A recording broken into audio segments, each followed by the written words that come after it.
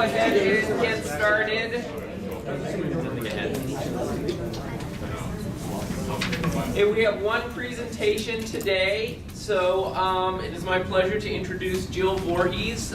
She comes to us from a bachelor's at Black Hills State and is currently working with game fish and parks in Rapid.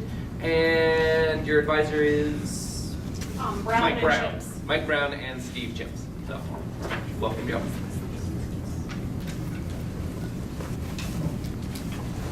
So today I'll be discussing the fermented soybean meal and fish meal diets, and we'll be looking at salmonids and the velocity of the fish. So you might be asking yourself three questions: aquaculture, soybean meal, and velocity. What in the world do these have to do with fish? So I'll discuss each one of these. First off, we'll start off with and talk about why aquaculture. Since the mid-1980s, aquaculture has increased. It has about doubled in their production output. And so when there's more aquaculture, we need more fish food to feed these fish, because most fish species that are raised are fed fish. So with that, this chart actually shows you the years on the x-axis, and then the projected amount that will be projected, and then the thousands of tons on the y-axis. We will look at the fish food that is used or projected to be used. As you can see, fish food is ever increasing. That just makes sense. When you're raising more fish, you need more food. And so why are we going to talk about soybean meal?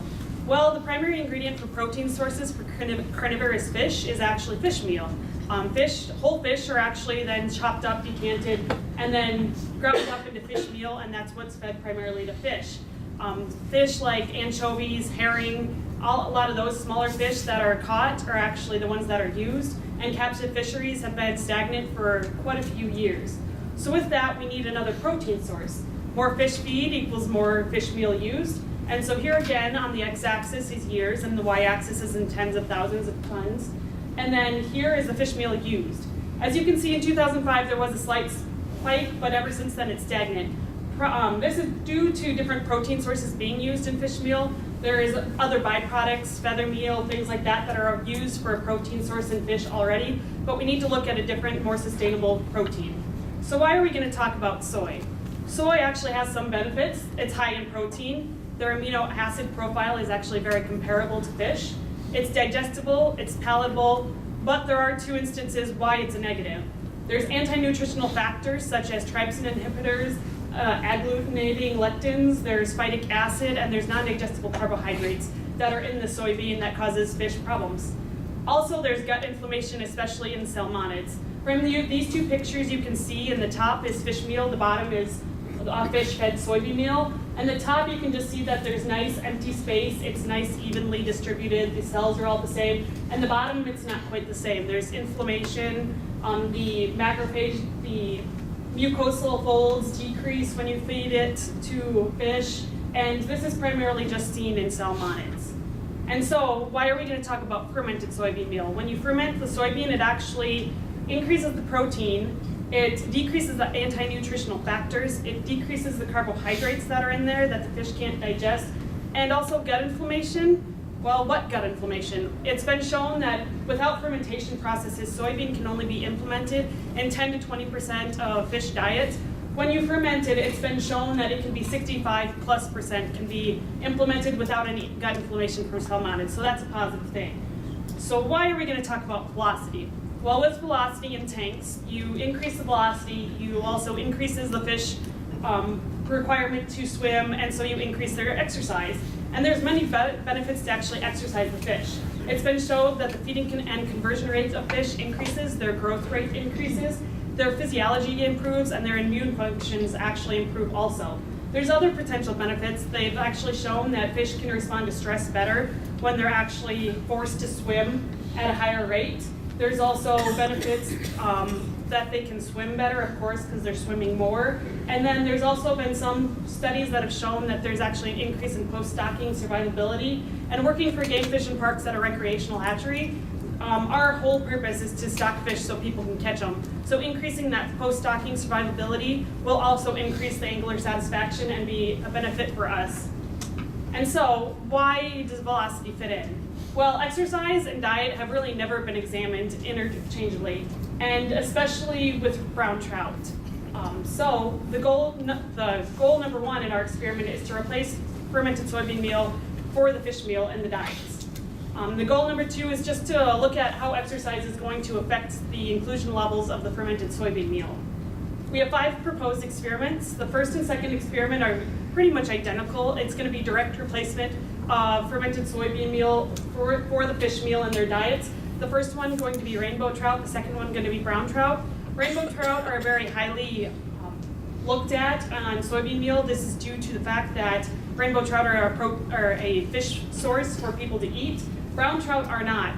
Most brown trout species are a little wilder. The ones that we'll look at are wilder than our rainbow trout strain. We'll look at a Shasta strain and an Irwin Lee strain in our studies, and the Shasta strain is the most domesticated rainbow trout out there.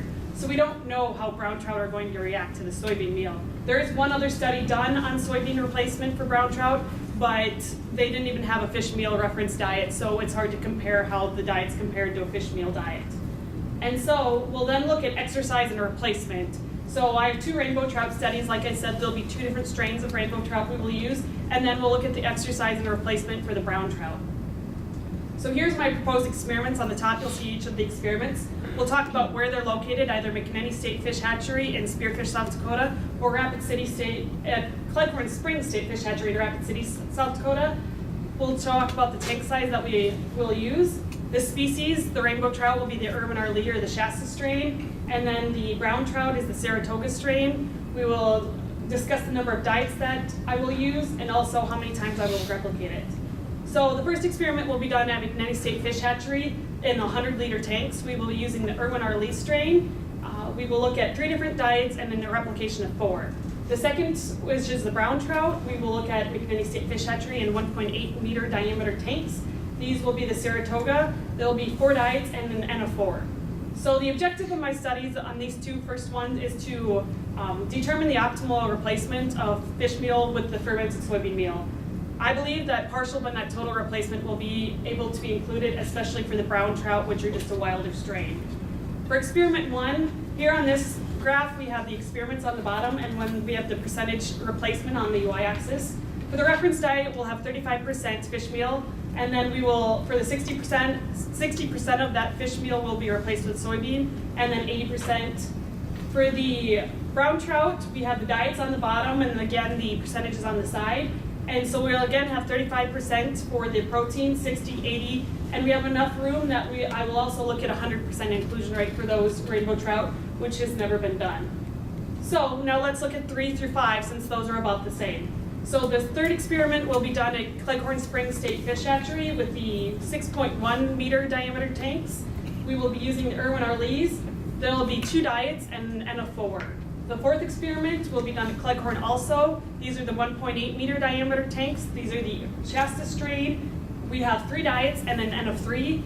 And then the 5th experiment will be done at McKinney State Fish Hatchery in the 1.8 meter tanks. And then we will have the Saratoga strain, 2 diets and an N of 4 there also. So the objective of these is just to evaluate how exercise and fermented soybean meal will play into each other. I believe that exercise will allow the fermented soybean meal to be implemented in higher rates, and it will perform just like the fish meal will. So here we'll talk about the different experiments. So we'll have 2 different velocities. We'll have a low velocity and a high velocity for each of these tanks, and then we'll also have different diets that we'll include. So we have the fish meal, 60%, 80%, or 100%. In 3, we'll have a low velocity tank with fish meal, a high velocity tank with fish meal. Low velocity with either 60 or 80%. This is all dependent upon how that first experiment with the rainbows do and which diet performs better. And then we'll have a high velocity with that same diet. The 4th one with the Shasta strain, the rainbow trout, will have a low flow with the fish meal, and then a high flow with the fish meal. And then we'll have both a low flow with the 60% and a high flow, and we'll also use that 80% with a low flow and a high flow. The brown trout will use a fish meal reference diet, of course, again, for the low flow and high flow. And then we'll also have a low flow with the either 60, 80, or 100, and a high flow with that same diet. That also depends on how experiment 2 performs. So the common methods in these experiments is that they'll be done at Cleghorn and McKinney, like I've already discussed. A lot of this, and why there's different tank sizes, is these have to actually fit in with our production numbers and production fish that are already on the facility. So it's just kind of wherever they fit is where we're going to put them at. Both water sources are 11 degrees centigrade. There's lots of calcium because they're both groundwater that we use. They're both flow-through systems, and we both have dissolved oxygen highly above 7 milligrams per liter. So here is a picture of our rearing pavilion at Cleghorn Springs State Fish Hatchery. There's 32 of these tanks. These are the 6.1 meter diameter tanks. This is where some of the rainbows will go. This is the 1.8 meter tanks. These are the same both at McNenny and Cleghorn, and it's the same ideal design. There's 4 rows of 8 tanks in each one. And then these are the 100 liter smaller tanks in the experimental rooms that we'll use for our first study. We will use VI alpha tags to tag each of the fish. This is just so it's never been done, so we want to see if we can see growth rates on individual fish and see what individual fish is performing like if they keep their VI tags. Each experiment will be at least 90 days, and all the fish will be fed to apparent satiation. Dietary ingredients are included. It will be a fish meal control diet, like I've said, and then we'll just include the fish meal, fermented soybean meal at different inclusion rates. These are isocaloric and isonitrogenous diets, and then the dietary data we'll look at is gross energy, digestible energy, proximate analysis, and we'll also look at amino acid composition. The rearing data that we'll use is the initial and end weight for the total tank mass. We'll also get the weight gain for that, and then the percentage weight gain. We'll look at how much food was fed, and then we'll look at the feed conversion ratios. If you guys don't know what feed conversion ratios, if you feed a fish 2 pounds of food and you get 1 pound of flesh, that's a feed conversion ratio of 2. If you would feed the fish 1.5 pounds of food and they'd grow, or if you feed them 1 pound of food and they'd get 1.5 pounds of flesh, you'd get a 0.75. The lower the conversion rate, the better. For example, the rainbows at Cleghorn Springs State Fish Hatchery usually convert at a 1.1 to a 1.2 is our conversion ratio. We'll also record and get the VI tags numbers of any mortality we see in the tanks. We'll look at the initial and final weight for each of the fish, and we'll also do the length.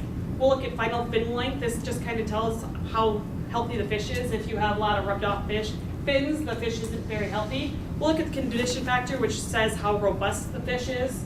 The liver weight, the viscera weight, and the spleen weight will also be weighed when we dissect them. And then with those, we'll look at different indices. The hepatosomatic index is the ratio of the liver weight over the body weight. This just kind of says how the fish is partitioning its energy. So is it going to glycogen in the liver, or what is it going to? With the viscerosomatic index, this is the viscera weight over the whole weight of the fish. This kind of says how much, essentially, fish, especially salmonids, when they produce fat, a lot of that fat is around the viscera. So with the viscerosomatic index, you can tell how much weight is in the fat then, and then how much is in their muscle. Then we'll look at the splenosomatic index. This is the spleen ratio over the whole fish weight ratio. This tells you how healthy the fish is. A larger spleen means that you have a sick fish. So we'll see if the fish meal or the fermented soybean meal is causing sicknesses in the fish. We'll also look at the intestine histology. We'll have it on slides, and we'll look to see which is better. And we'll look at the specific growth rate, which is the final weight minus the initial weight times 100 to get a percentage, and then you'll divide that by the time it took to get that fish to that size. The statistics that will be done is that we'll set the significance at a p-value of less than 0.05. We will look at the one-way ANOVA analysis, and if there is a difference between study, we will use the Tukey post hoc method to figure out which study is different, and then we'll transform the data if it's needed. So the ideal purpose of the study is that we are recreational hatcheries, and our anglers are really important to us. So we need a better protein source that can make fish growing still reasonably expensive, and then also with the exercise, we hope that they have a bigger fight so these little guys can also enjoy their fishing experience. With that, I'd like to acknowledge GFP, the Natural Resource Management, USGS, the Soybean Council, and STSU. Are there any questions?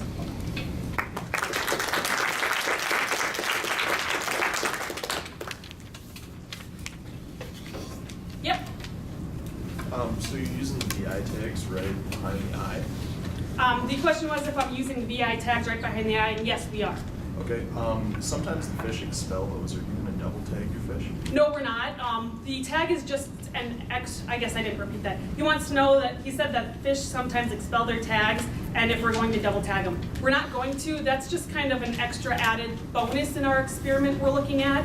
And so if they expel their tags, we just hope that some of them keep it. So for example, some of the studies we're gonna use 8 fish, some of the studies we're gonna use 20 fish per tank. So we just hope that at least a few of the fish will be able to keep their tags. And we also know that's dependent on size. So it just depends on what size the fish are. If they keep it, good. If they don't, oh well. Yep. So I'm curious about the role of tank size on your results. And because it seems to me there could be a different dynamic in a bigger tank versus a smaller tank. And I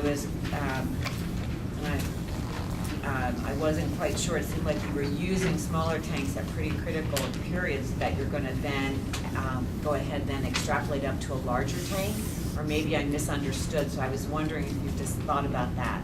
So the question was on tank size and how that'll play in. None of these tanks are ever, there's not going to be enough fish in the tank to ever consider the space and the density to be a problem. So we just figured that it really won't matter. We're hoping that velocity will really play instead of the tank size. And really, the smaller tank, say the experimental 100-liter tank is used only to get an idea on how the diets will perform, but the density is not gonna really matter, and so that's just kind of the initial, so that's not even velocity, and then most of the velocity ones will be done in the 1.8-meter tanks. And the reason we're using the bigger ones is we just had the room, and we've never done an experiment in those, and so we have no idea even how they'll perform for an experiment. But I don't think the tank size will really matter because we're talking 20 fish even per those 1.8-meter tanks with fish about 8 inches long that it really won't matter. So it'll be the same size fish, just the number that will vary. They're different size fish too. It all depends on what our production can handle. But they're all the same, it's all the same size feed. So they're all at least big enough to eat the same size food. So they're at least at a threshold.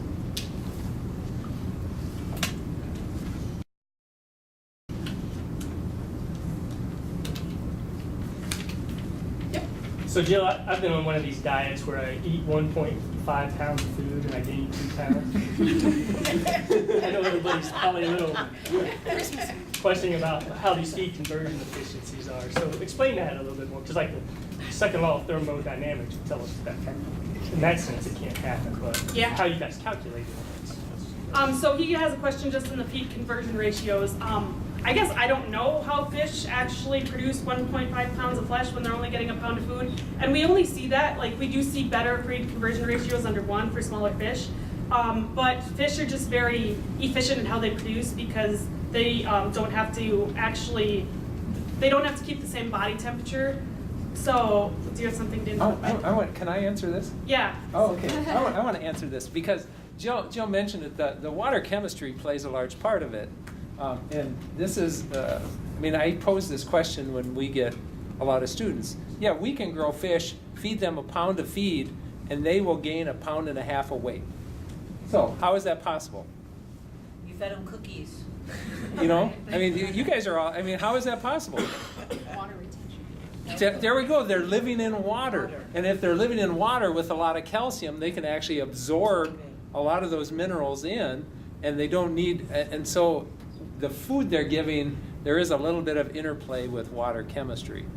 And I think that's why Jill included the calcium part into that. That is really ideal water for fish production.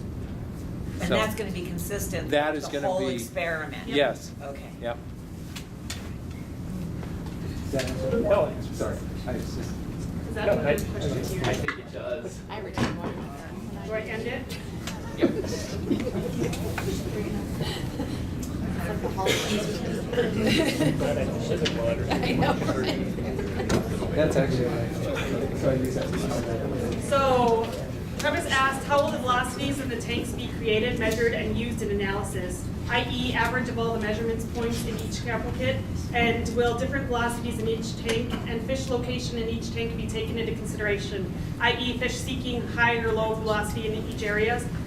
So we are measuring the velocity. What we've decided, because velocity is different throughout the tank, we took the measurements throughout the tank, and then we just decided what the average was. So all we did is we decided to pick one spot. So For example, the pig spot we decided to choose was right behind the spray bar, which is right where the water is entering the water is entering into the tank. And what we find is that's pretty accurate, and there's no good way to actually accurately measure.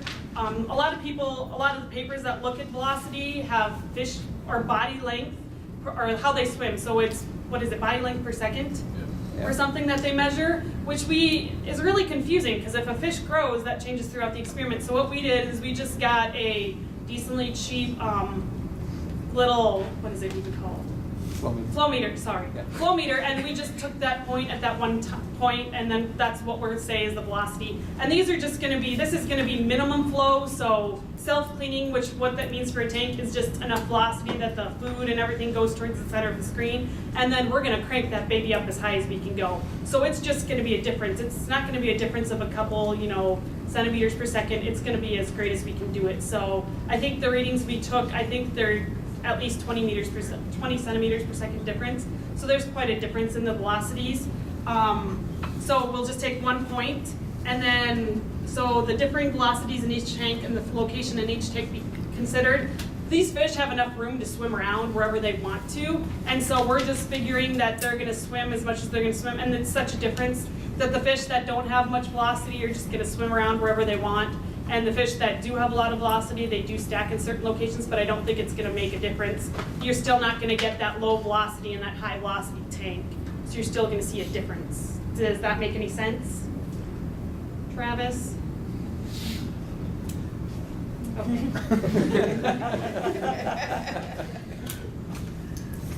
Any other questions? Well, just an observation, I guess I'm skeptical about the explanation about absorbing minerals to gain weight. However, I can see that there could be some net primary production of tiny algae in the water column that would supplement the diet of. We pull out of groundwater, and it goes up into a tower and directly through our tank, so there's no time for algae production or anything. I don't know, it seems to defy the laws of thermodynamics. I think a lot of the papers you read though, rainbow trout and fish, they can convert at that ratio even in other locations. It's just how well fish, and normally fish can convert food at 2 to 1. And we don't see the 0.75 conversion ratio in larger fish. Fish are just so much more efficient when they're smaller, and so we don't see that 0.75 when the size we're using. It'll be more like that 1 to 1.5 that we will ideally show. And brown trout don't convert at that. Brown trout convert at a much higher thing, so it just depends on species and strain and everything else. But that is what's seen with rainbow trout. If you did the dry weight of food to the dry weight of fish, would that solve the conversion ratio issue? I don't think so. It's still going to be, they're still retaining a lot of those minerals and things from the water. Well, that's true. So the weight, but if you do it joules for food fed versus joules of fish grown, it would work. That's what I was gonna. That's why I didn't mean to put you on the spot with the whole thing, but I was kind of getting at how Nobody does that. Yeah, I do. But that's the law of thermodynamics. So if Yeah. you figure how much energy you feed the fish in calories or joules, and then how much energy they're actually growing, you'll never Yeah. get above 1. You can't. But you guys are doing it by weight. Yeah, we just do it by weight, and that's what most of the scientific papers actually show is feed conversions by weight. Right. Because you buy food by the pound. Yeah. And you pay for it by the pound. Yep. Any other questions? What do you mean by strain? So, I mean, how many individuals, what's the genetic stock that you're using? Yeah, so like the Irwin Arlee strain is actually the Irwin strain of the rainbows and the Arlee. So it's just, isn't it their place that they? They're historically, I mean, if you start, like Jill mentioned, the Shasta strain is the oldest, first domesticated rainbow trout population in the country. Okay. And then what's happened as these fish in different geographic locations have been used, and then they've also been bred in captivity for certain traits, that kind of like cattle with Herefords and Angus and everything else, there's, I don't know, my guess is probably 90 to 100 different commercially available rainbow strains if you wanted them, depending on when they spawn, how they grow in the hatchery, how their disease resistance. I mean, that's the whole. So a rainbow trout is not just a rainbow trout. That's the. Any other questions? All right, thank you, everyone.